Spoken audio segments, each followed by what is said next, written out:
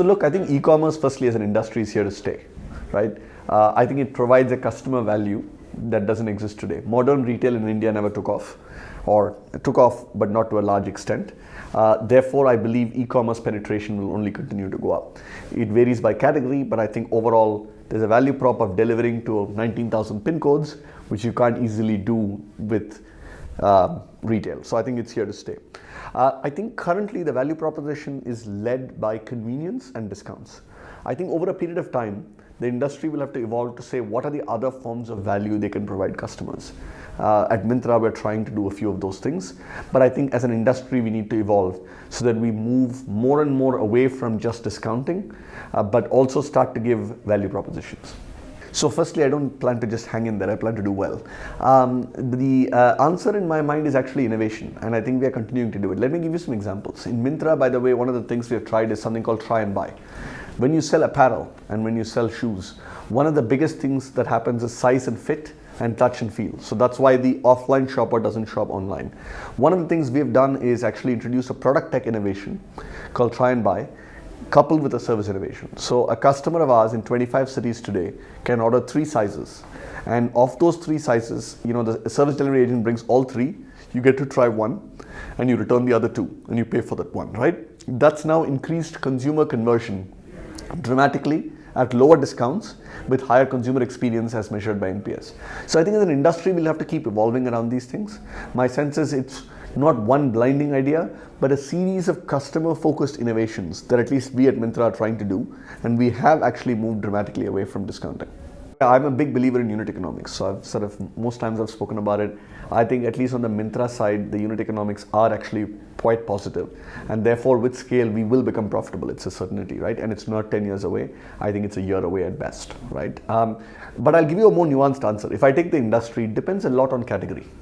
By category, the unit economics vary dramatically. What you do with mobile phones, what you do with large appliances, what you do with groceries, and what you do with fashion is different. I know fashion much better, so I'll talk a bit about that, but fashion and apparel, in my mind, are high margin categories. A combination of private label, having exclusive brands, and offering value-added services allows us to be quite unit economics and even EBITDA profitable, not just in the long term, but in the short term. So I think that's a sustainable business model. I think the longer term horizontal play, which is what you're referring to in terms of BrickPatch and so on, is a portfolio play. So I think, we're part of the Flipkart group. So as we think about it, I think by category, the answers are different. What I will tell you though is I don't think it's only a capital play, it's an innovation plus capital play. And I think innovation can have a multiplier effect. Of course you need capital, there's no getting away from it. But certain categories, like for example, within the Flipkart group, Myntra and Jabong will get to EBITDA profitability and therefore will consume much less cash. That's a very defensible moat because fashion is bought differently. You will find an innovation around service for large appliances on how you do installations. So I think you have to think to do innovations, and I think these innovations will eventually allow you to win with lesser capital. I also am not a believer that there will only be one player left standing. I think India is a very big market. So I think multiple players with multiple value propositions will continue to exist. So I actually don't think of life in terms of competition, at least in the Myntra business strategy. Today, online penetration is 2%. My sense is it will become closer to 15%. I think also given the fact that in India modern retail is not great, right? Or not widespread. I think it's great, it's not widespread. Second, India is an unbranded market, and we at Myntra are trying to create a whole bunch of brands, whether it's our private brands around Roadster, HRX, All About You, and I think we'll do many more of those. I believe that it's not about head-to-head competition, it's about offering value proposition to the customer that's distinctive and defensible. In my mind, in Myntra, by the way, the defensible things are, we have a private brand portfolio, which is quite unique. They're really brands, they're not actually labels. And I'm very bullish about that. And if we look at our last year and a half of results, it's sort of shown. The second thing is, I think fashion is a browse category. It's not a search category. So when you search for electronic items, you typically search by product. In fashion, you want serendipity. You want actually discoverability, which is very different.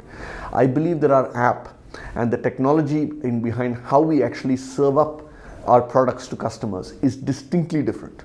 And I believe that, by the way, is also a differentiator. The average Myntra customer comes 12 times a month to Myntra. On a horizontal, it's usually 4 or 5 times a month. And the reason, by the way, is not discounts. The reason is It's actually window shopping and engagement, and I believe that's different. So I believe those are the defensible things, right? I think it's a combination of exclusive brands, private brands, engagement, and differentiated service. You are currently at $1 billion of is that? Yes. How do we? So we are at $1 billion GMV run rate. We'll actually end up the year close to $1 billion as well if you look at Myntra and Jabong together, since we bought Jabong. My sense is we're unit economics positive. Next year, if I think about where we should be, we should exit run rate closer to 1.6, 1.7 billion. And in the JFM quarter, I believe we will actually get to EBITDA zero profitability. Not for the whole year, but at least we'll exit the year with that profitability. And I think that's a very sustainable, interesting business model because you're growing between 50. This year, by the way, we have grown closer to 70% year on year. Next year, given our scale, maybe it's 60, 70% year on year. I think that's healthy growth rates. With positive unit economics and very differentiated product propositions. So the answer is yes and no. Look, overall, by the way, if I look at Flipkart, I actually do think they're a market leader. Yes, I think there has been some churn, but I think some churn in e-commerce is the new normal, right? I think in my mind, you have to sort of plan for it as opposed to be surprised by it. I think Myntra is run quite independently. It's run with a separate P&L. It's run in a way where I think we are expected to control our own destiny. And the reason, by the way, is simple. It's not it's nothing other than the fact that it's a market opportunity that is different. The mass premium that comes to Myntra is different. The customer overlap is lower.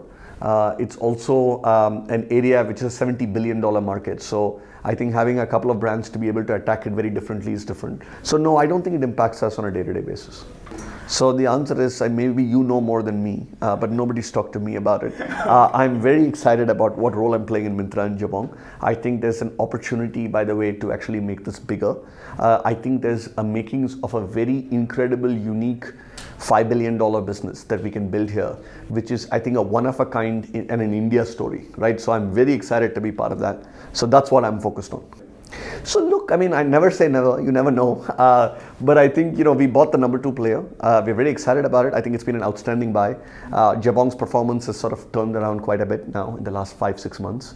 And I feel very bullish about it also because there's less than 30% customer overlap, right, between Myntra and Jabong, which is great, right? But, are there some niche plays that we should look at? Sure, we always keep looking.